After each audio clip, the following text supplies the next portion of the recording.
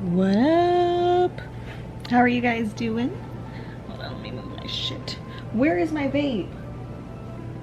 What the fuck? So, how are you guys doing? Welcome back to my channel. I'm Drea. This is Raider. I got my dermal removed today, and the reason why I was getting it removed is because I had it for a year. Let's start off with that. I really enjoyed having it. I thought it was a cute piercing. I liked it. But within that year, I kind of noticed that I wasn't really doing my makeup as much, like face makeup wise, and like I was doing like the bare minimum to take care of my skin because it was just kind of annoying to rub and to like have to do everything around it, because I cannot stand. It is a huge pet peeve of mine when I see somebody's piercing and it has makeup all over it. Like, oh, I cannot do it. But so I would always do my makeup like around it and try to get as close as I could to it, and it just was more of a hassle to do my makeup with.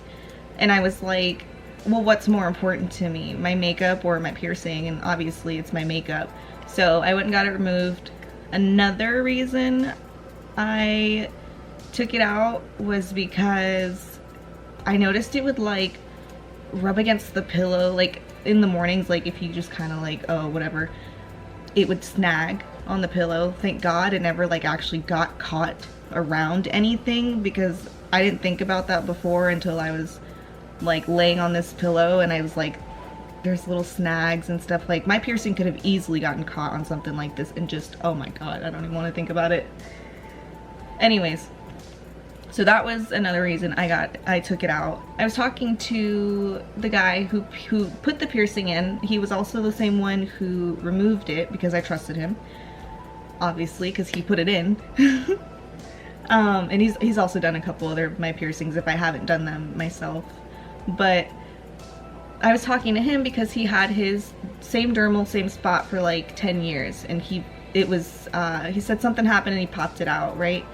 Well, when I was talking to him, he said the same thing happened to him, that it would just rub against things and it was more of a hassle to have for him than it was, and same kind of issues, you know. And so he kind of agreed, but he had his for 10 years, and I was like, God, I would not have wanted to deal with that for 10 years. So yes, I liked the piercing. In the long run though, it just was a hassle to have. And it was screwed on so tight too that I wasn't really able to change the jewelry like if I wanted to. I don't know if that would have made a difference, but now that I'm thinking about it, I'm pretty sure probably other piercings could have gotten caught on other, like different different jewelries probably could have gotten caught differently on different things, you know, like clothing and stuff like that. So I'm just glad that I took it out.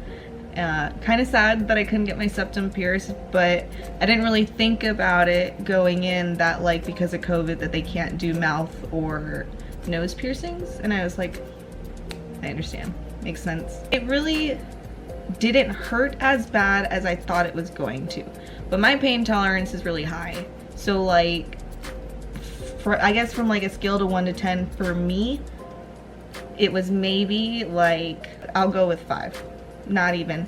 But it was uncomfortable. It was more of like a pressure rather than like a pain, really. But getting it removed, I feel like it was the same way.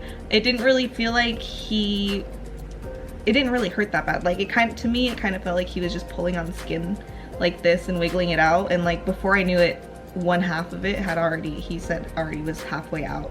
So I was like, oh shit, well damn, that was nothing, you know. So it took a little bit for him to take it out though, because it was in there. It had healed pretty damn well. But yeah, it really didn't take that long though. I was maybe in there for 20 minutes for him to take it out, and same thing, maybe 20 minutes for him, you know, the whole process from the moment I'm walking into the door to walking out is a whole like 20 minutes. yeah, and it really wasn't that bad. I liked having it. I'm glad that I kind of got that out of my system, and I'm kind of excited to see how this scar heals, because if it looks like a little birthmark, I think that'll be kind of cute. It'll be, you know, it'll be kind of, I guess, what I wanted anyways, which is really funny because when I pierced my dimples, I ended up liking the scar more than I liked the piercing. So I'm guessing I'm probably gonna end up liking this scar because it's probably just gonna look like a cute little like boop, like birthmark, you know. So now I won't have to fake it or anything. I won't even have to put a little makeup dot right there anymore. It'll actually be there, so I ain't mad at it. But yeah, I mean, other than that, I guess that's all I really have about my dermal piercing. I've also heard from other people though that like even like back dermal piercings get like rubbed against or kind of snagged on sometimes, like on your pants or like the back seat of like, or not the back seat, but like the back part of your, like the sometimes it gets like snagged or rubbed against on the seat of the car. God, I can't freaking talk today. But yeah, and I've heard this one, like people, their shirts, I've heard a couple, like it's just something for it to, like a thing for something to get snagged on, because it's really, think of it as like you having a wart. I know that sounds weird. Nah, it's like a mole that you, like a wart that you can't feel. It's just there with like a pretty little rhinestone on it. I liked it though. I enjoyed my piercing. So I'm not coming against anybody that has one. I'm just explaining kind of what it feels like. It doesn't feel like anything when you have it.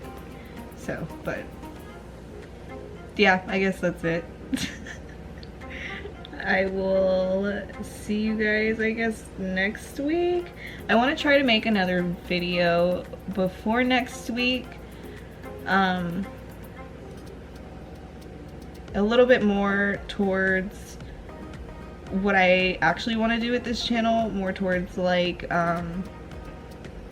healing and, you know, self-healing, love kind of journey that I'm going through right now, but I'm just doing little things in between to kind of just get comfortable with being in front of the camera. So yeah, I don't know what the next video will be about, but I will see you guys next time and we'll find out what the video is about. Alright, bye guys. And I wanted to add that it was cheaper for me to get it removed by my piercer than it was for him to actually pierce it. So yeah, my advice is whoever did your dermal piercing or your single point, or if you can find somebody like a piercing shop that does do those single point or dermal piercings, call and ask if you can get them removed. Because when I've seen videos of like when people go to like the doctors and get it removed, and I'm like, why are they trying so hard to get that out? And when I watch piercers do it, it's just like whoop whoop, like it's out in like 5 minutes. So my advice is if you would like to get yours removed, definitely go to the same person that did it, because they are the one who put it in, so they know their technique, they know their own style, they know their own jewelry that they buy. So it just kind of makes a little bit more sense for them to take it out than for somebody else. But sometimes you gotta do what you gotta do and go to whoever can take it out. But yeah, that was all I wanted to add. So yeah, bye. Are you a baby? Chiquitito, chiquitito, chiquitito.